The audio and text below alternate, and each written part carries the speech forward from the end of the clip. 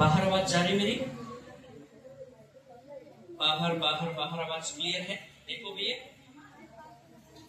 Hallelujah, बोलो प्रभु यीशु मसीह की hallelujah. आवाज क्लियर है ना? ओके, मलाकी की पुस्तक निकालेंगे, मेरे साथ निकाल सकते हैं। मलाकी, बीच में बात नहीं करना आप लोगों को। मलाकी की पुस्तक 3 अध्याय और उसके 10 आयत को पढ़ेंगे हम लोग। हाँ,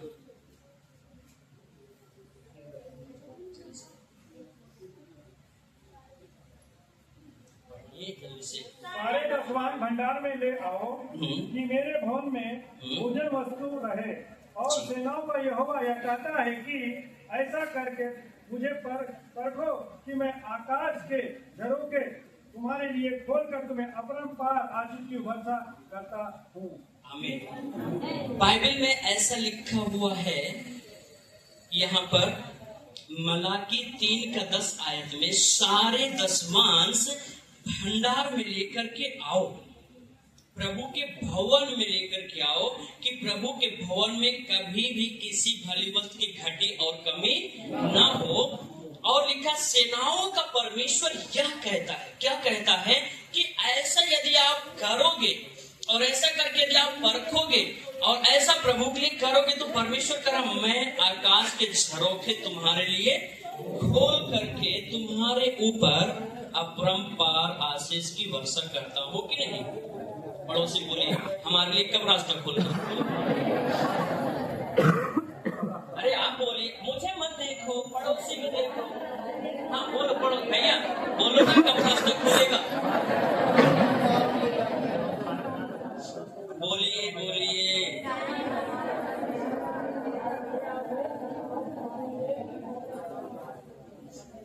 हमने कहा सारे लोग बोलिए, तो कुछ लोग बोल रहे जानते कब रास्ता खोलेगा? हालेलुया।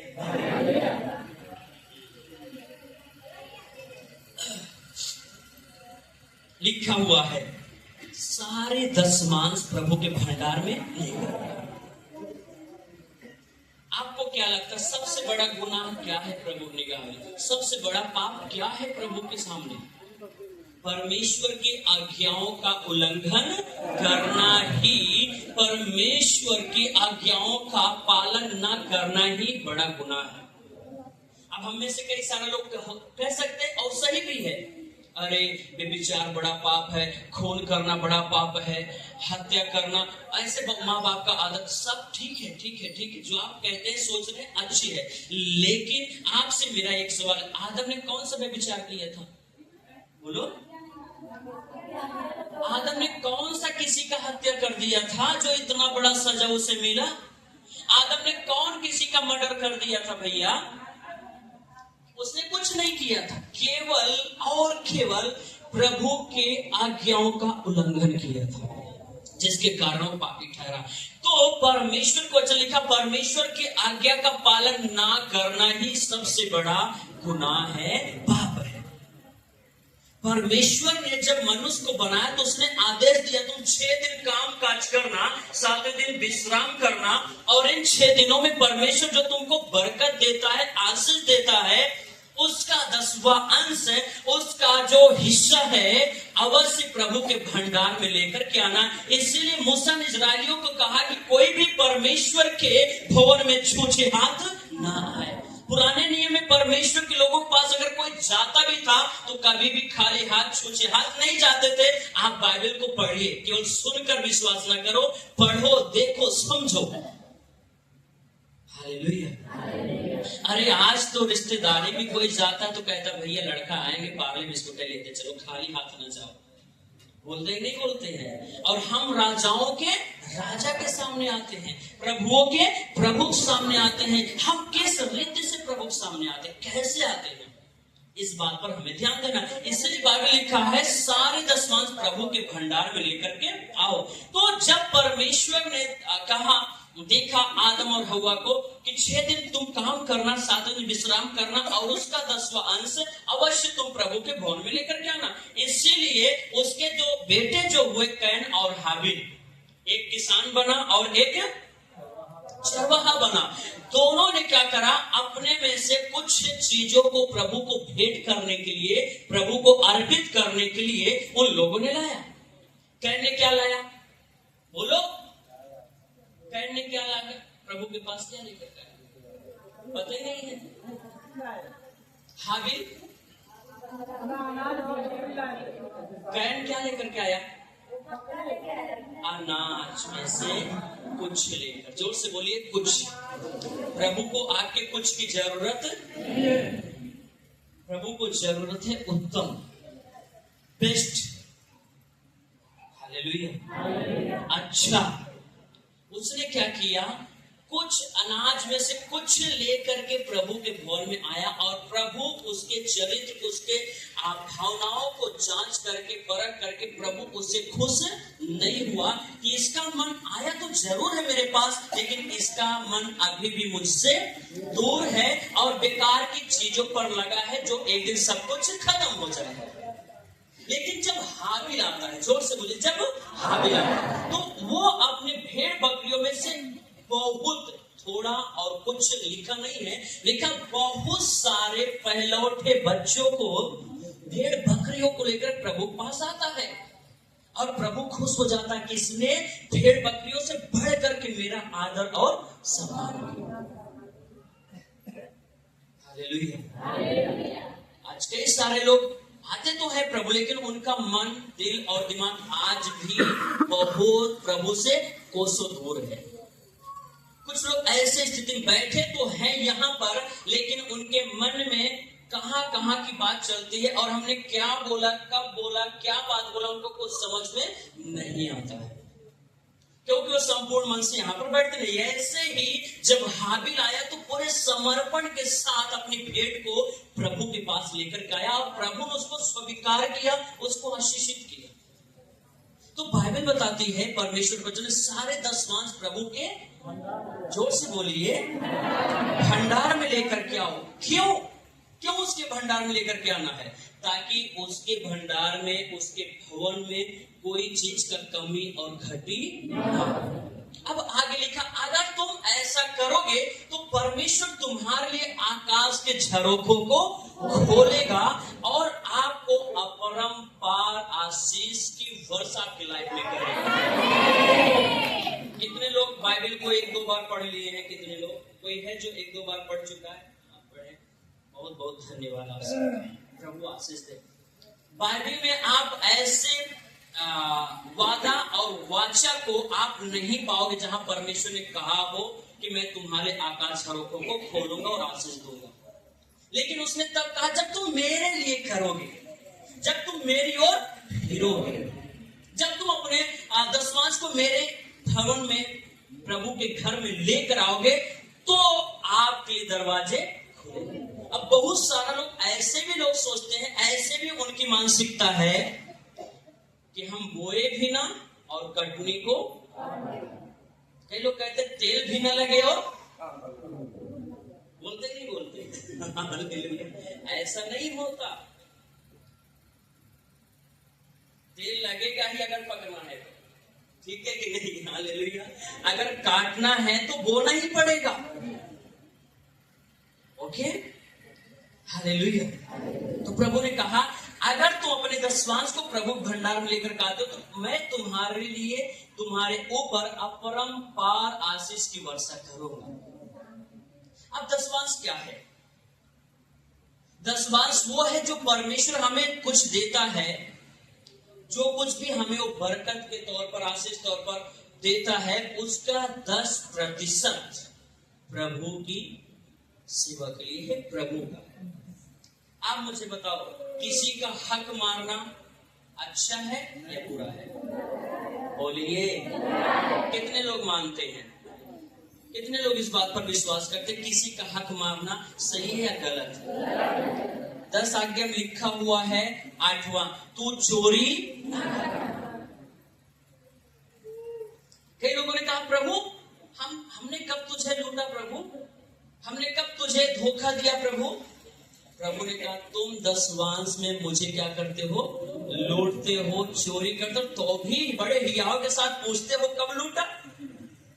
उठा चढ़ाई हुई भेंटों में तुम वफादार नहीं हो। आप जानते हैं परमेश्वर की आशीष क्यों हमारे देश में से इस पृथ्वी पर से उठता चला जा रहा है? क्योंकि लोग अनैतिकता का काम करते रहे हैं। और एक समय था कितना अच्छा खेत में पैदावार होता था ना, और इतना खाद भी नहीं डालते थे तो भी बड़ी अच्छी फसल होती थी। एक समय था। लेकिन जैसे जैसे परमेश्वर के विपरीत लोग गए, उसकी उल्लंघन किया, वैसे वैसे परमेश्वर का हाथ लोगों को ऊपर से, उनके संपत्ति को ऊपर से, खेत खलिहानों पर से उड़ता उड़ता चला गया। अगर आप चाहते हैं कि परमेश्वर की आशीष आपके लाइफ में हो और आप सबसे अच्छा काटे, आप सबसे अच्छा खाएं, सबसे अच्छा पहने, तो उसके लिए आपको प्रभु में बलवंत बनना है और उसकी आज्ञा का पालन करना पड़ेगा। एक हमारे बीच में अम्मा जी हैं, उन्होंने गवाही दी। आप खड़े हो जाइए। हाँ, खड़े हो जाइए। हाँ, ओके। अम्मा, आपका नाम क्या है? अरे पीछे बोल, देख हमारे आंखों को देखा कर। जी बोलिए अम्मा। अरे आप ही से बात कर रहे हैं। आपका नाम? गुलाबी देवी। कहाँ से आई आप? महाड़ौरा से। क्या आशीष मिला आपको? आपकी खेती होती है?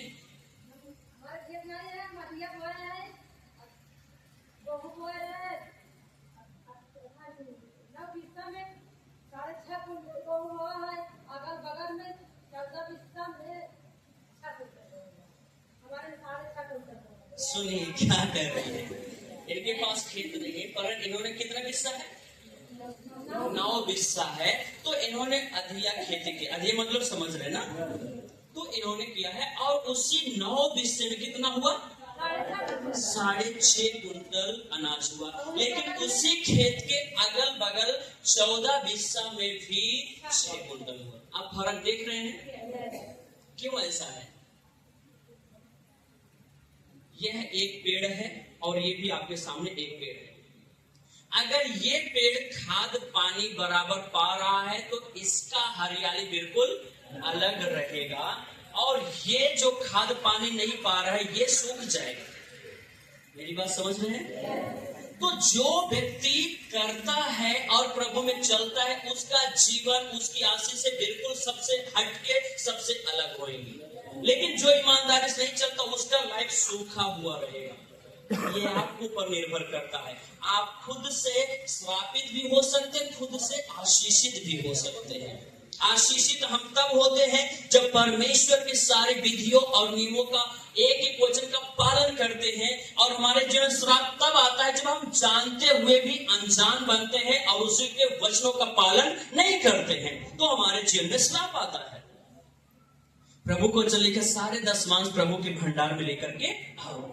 तो कैन भी लेकर के आया, हाबिल भी लेकर के आया, लेकिन परमेश्वर ने देखा हाबिल का हृदय खुला हुआ है, वो उत्तम लेकर के आया है प्रभु पास, लेकिन वही कैन कुछ लेकर के आया है। तो हम ऐसे भेंट को लेकर कुड़ के नहीं। 2 कुरिन्थियों 9 अध्याय के 7 पद में लिखा है, हर एक मनुष्य जैसा मन में ठाने वैसा ही दान करे। कुड़ कुड़ के नहीं, दबाव के साथ नहीं, परंतु जो भी करे हर्ष के साथ। हर्ष मतलब बड़े आनंद के साथ, खुशी खुशी। जोर से बोलो, खुशी खुशी। 2 कुरिन्थियों 9 के 6 में लिखा है, परंतु बात यह है जो थोड़ा बोता है थोड़ा काटता है, लेकिन जो ज्यादा बोता है वो ज्यादा काटता है। ये आपके ऊपर है। आप जितना बोएंगे उतना आप काटेंगे। जितना आज आप छीट रहे हैं, कल उतना आपके बच्चों के शादी में, बोलिए ना, मिलेगा कि नहीं मिलेगा। लेकिन आप सोचो हम किसी को नहीं देंगे, कुछ नहीं देंगे, और हमारे बिटिया हमारे बेटों की शादी में दहेजा लाखों में आए, ऐसा होएगा? जोर से बोलिए, उसे बोलिए पहले छीटना पड़ेगा।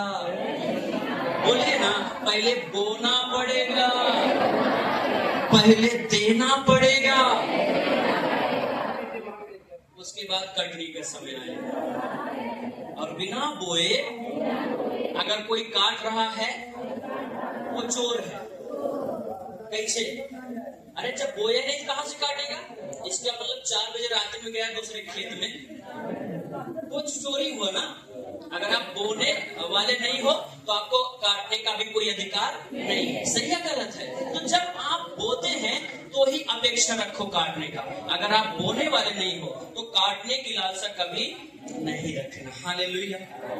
नीति वचन 3:9 में ऐसा लिखा है, अपनी संपत्ति के द्वारा और अपनी भूमि की पहली उपज दे करके यहोवा परमेश्वर की प्रतिष्ठा करना।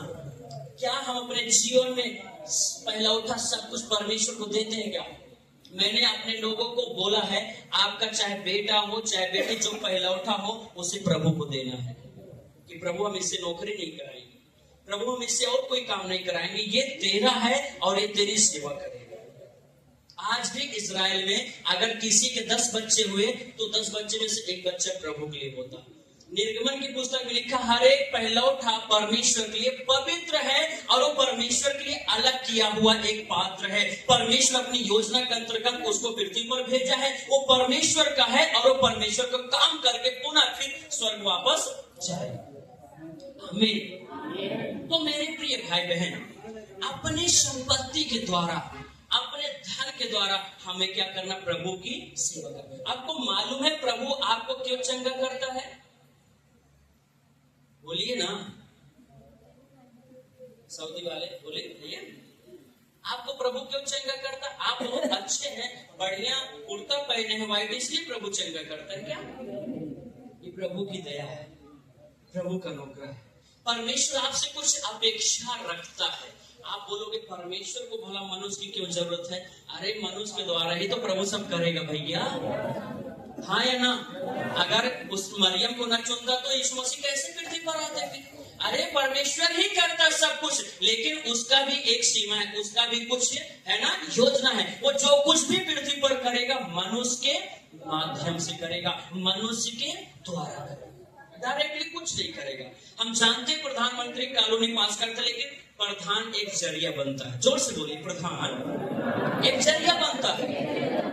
डायरेक्ट मोदी आते हैं, सुना बेटवा अल्लाह और जाके घर बनवा, ऐसे करते क्या? प्रधानमंत्री दे रहे हैं, लेकिन गांव का सरपंच जो है, जो प्रधान है, उसके द्वारा करते हैं, बराबर। तो परमेश्वर भी सब कुछ करता है, चंगाई छुटकारा सब करता है, लेकिन वो अपने लोगों के द्वारा। आप समझ गए? जोर से बोलो हालेलुया। बोलो प्रभु यीशु मसीह की। हाँ, हालेलुया। बाइबल बताते हैं लूका 8 अध्याय में कई सारी स्त्रियां थी जो दुष्ट आत्मा से ग्रसित थी। कैसे? दुष्ट आत्मा से। अभी एक बहन ने गवाही दी, कितने दिन से दुष्ट आत्मा से ग्रसित थी, प्रभु ने उसको चंगाई दिया।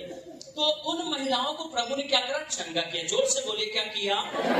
चंगा किया। और जब वो चंगी हो गई ना, तो छोड़ नहीं दी, हमारा काम बन गया, प्रभु जाए ऊपर पड़े, ऐसा नहीं। वो लोग सेवा करने लगे। क्या करने लगे? बाइबल को अगर आप पढ़े लूका 8 अध्याय 3 पद में, तो वहां लिखा वो अपने धन और संपत्ति द्वारा प्रभु की सेवा करने लग गई। तो इससे यह मालूम होता है परमेश्वर हमको चंगाई इसलिए देता है, परमेश्वर हमें छुटकारा इसलिए देता है कि हम प्रभु की सेवा करें। आप मुझे बताओ, आप अपने बच्चों से क्या अपेक्षा रखते हैं, क्या उम्मीद रखते हैं? बोलिए भैया, आप किस लिए उनको से रहे हैं, पाल रहे हैं, बढ़िया पहना रहे हैं, बढ़िया खिला रहे हैं? क्यों बढ़िया इंग्लिश मीडियम में आप उनको पढ़ा रहे हैं? कुछ तो आपके उनके प्रति क्या है, लालसा है कि नहीं? हमारी मम्मी कहती थी, हम अपने पति के राज में कुछ नहीं पहन पाए, कुछ नहीं कर पाए, बेटवा के राज में। बोलते नहीं बोलते? आप लोग में कितने लोगों ने ऐसा बोला है? कोई नहीं। लोग बहुत बढ़िया है। कई लोग कहते हैं हम जब से कदम रखे तब से आज तक दुख ही दुख है। बोलते नहीं बोलते हैं? लेकिन उसके बाद कहते हैं अरे आज दिन गिरा है, आज समय खराब है, लेकिन हम विश्वास करते हैं हमारे बच्चों के समय में हमारा राज्य आएगा। हो सकता है आज चमकीली साड़ी नहीं पहन पाए, लेकिन अपने बच्चों के राज्य में। बोलिए ना, अपेक्षा रखते कि नहीं रखते? जैसे एक माँ बाप अपने बच्चों से अपेक्षा रखते हैं, वैसे ही परमेश्वर भी आपसे अपेक्षा रखता है कि ये मेरे बेटे मेरी बेटी जब ये बड़े हो जाए, जब इनको चंगा करूं, जब मैं इनको आजाद करूं, जब मैं इन्हें अंधकार से कैसे अपेक्षा रखता हूं कि ये मेरे सेवकाई में हाथ बटाए। इसीलिए स्त्रियां जब चंगी हो गई तो ये अपने धन संपत्ति द्वारा प्रभु की महिमा कर। पढ़िए ना, पढ़िए 8 का 3 पढ़िए, जल्दी से पढ़िए, क्या लिखा है लूका 8:3, जिसको भी मिले जल्दी से पढ़ लीजिए जल्दी से। और हेरोदेस के भंडारी पूजा की पत्नी जो अन्ना और सुसन्ना और बहुत से अन्य स्त्रियां ये अपनी संपत्ति से उसकी सेवा करती थी। बहुत सारे स्त्रियां जब उनको प्रभु ने शिफा दिया, जब परमेश्वर उनको चंगा किया, तो ये स्त्रियां अपने धन और संपत्ति के द्वारा प्रभु की सेवा करने लगे। अब आपको मालूम चला प्रभु आपको क्यों चंगा करता है, क्यों प्रभु आपको आशीष देता है। इसलिए नहीं देता कि आप पाओ, चंगे हो जाओ और बैठ जाओ, परंतु प्रभु इसलिए आपके जीवन में काम करता ताकि आप उसकी सेवा करो, आप उसके गवाह बनो और आप इस गवाही को अन्य लोगों तक पहुंचाओ कि प्रभु ने हमारे लाइफ में कैसे बड़े काम किए। यही परमेश्वर आपसे उम्मीद और अपेक्षा रखता है। तो मेरे प्रियो, कितने लोग धन्य होना चाहते हैं, आशीषित होना चाहते हैं, कितने लोग संपन्न होना चाहते हैं। नहीं चाहते तो कोई बात नहीं, तब काहे आते थे। हालेलुया, बोलो प्रभु यीशु मसीह की। समझते नहीं क्या आप लोग, मैं क्या हिंदी में तो बोल रहा हूं ना। हालेलुया। आप चाहते नहीं कि हम अच्छा खाएं, अच्छा पहने, अच्छा बनाएं, हमारा भविष्य अच्छा हो, हमारे बाल बच्चे अच्छा हो। कितने लोग चाहते हैं, जोर से बोलिए। तो आपको मैं एक खुशखबरी दूं, बोलिए। आपके चाहने से कुछ होने वाला नहीं है, ये खुशखबरी है। आपके चाहने से कुछ होने वाला नहीं। चाहता तो मैं भी हूं अंबानी का पूरा अकाउंट खाली हो जब हमारे टाइम चला जाए, तो चाहने से कुछ नहीं, बोलो करने से होता है। आप समझ में आया? चाहने से कुछ नहीं होता है, परंतु करने से सब कुछ होता है। हाथ दिखाओ, हाथ दिखाओ।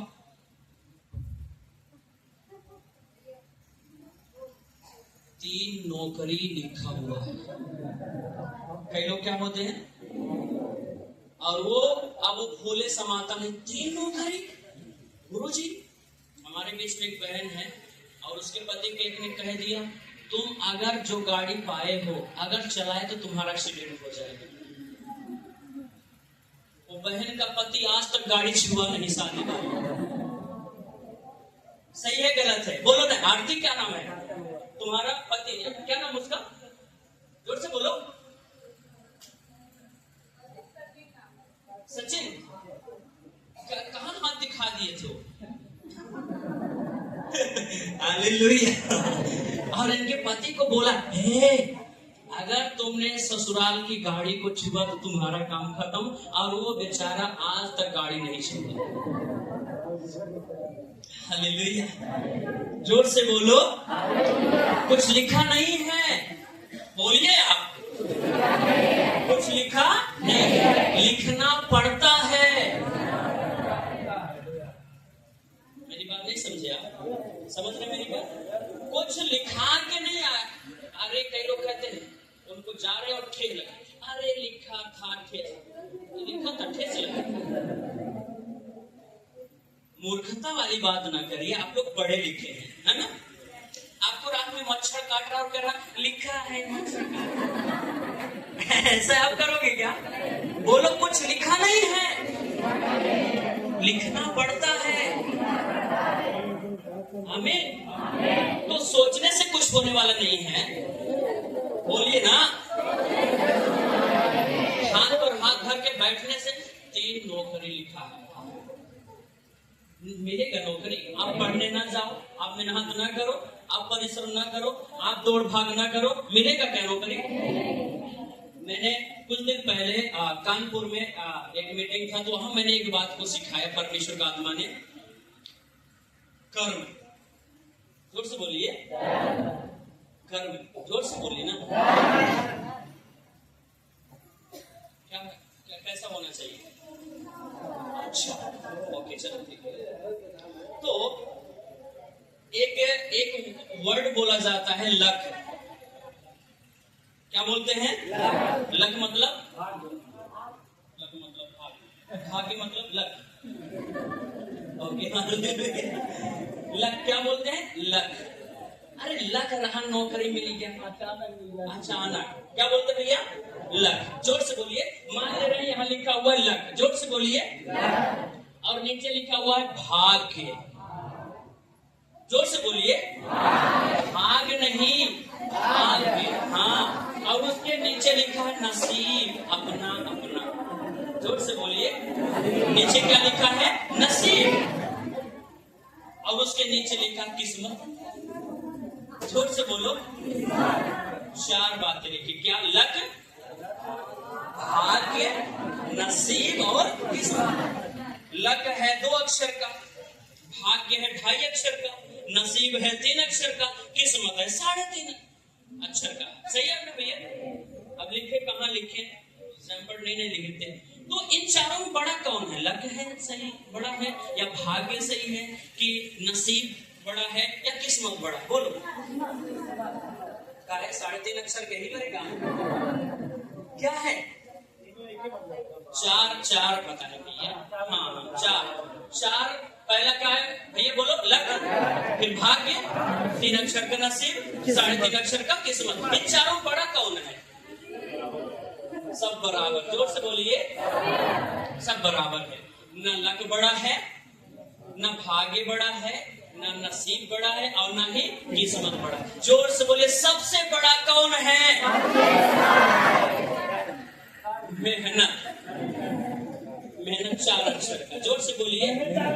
लक से कुछ होने वाला नहीं है, भाग्य से कुछ होने वाला नहीं है, नसीब किस्मत को छोड़ दो कोने में और मेहनत करना शुरू करो। समझ गए मेरी बात? पंडित जी बताए हैं भाग्य में लिखा है तो कटोरा लेके बैठोगे भी, भाग्य के सहारे रहोगे।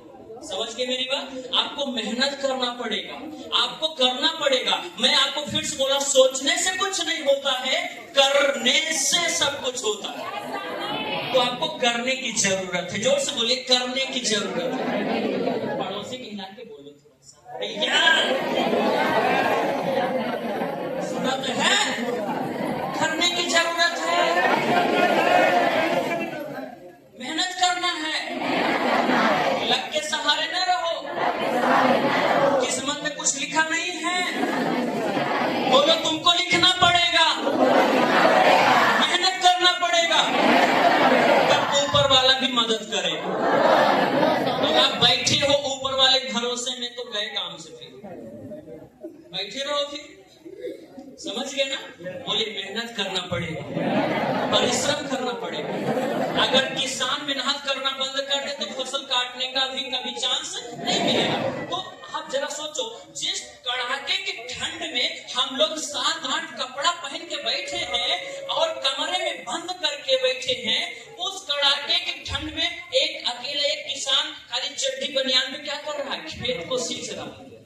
देखा कि नहीं? क्योंकि उसको मालूम, यदि हम सींचेंगे नहीं, यदि हम खाद नहीं डालेंगे, यदि हम मेहनत नहीं करेंगे तो कुछ भी मिलने वाला नहीं। अब आपको समझ में आया? बोलिए। किस्मत, लक, भाग्य वगैरह चक्कर में ना पड़िए, ठीक है? रेखा के चक्कर में ना पड़ो, ठीक है? नहीं भैया, तुम्हारे नसीब में ही लिखा है, बाबा जी आए, पैसा बहुत कमाते हो। अरे बाबा जी बिल्कुल सही कहा था, यही कहा। क्योंकि उनको बोलते बोलते तजुर्बा हो गया है, क्या बोलना है, कब बोलना है, कैसे बोलना है। बहन जी, आपके यहाँ पैसा नहीं टिकता, तो सभी जानते, सब लोग परेशान हैं। सही है गलत है? और बहन जी कह रहे, यस बाबा जी, अरे आप सही कह रहे हो, पैसा नहीं टिकता। हाँ, और दिखाओ थोड़ा सा। मैं देख रहा हूं आपके बच्चे आपकी बात नहीं मानते। अरे बाबा, आप तो सब कुछ अंतर्यामी,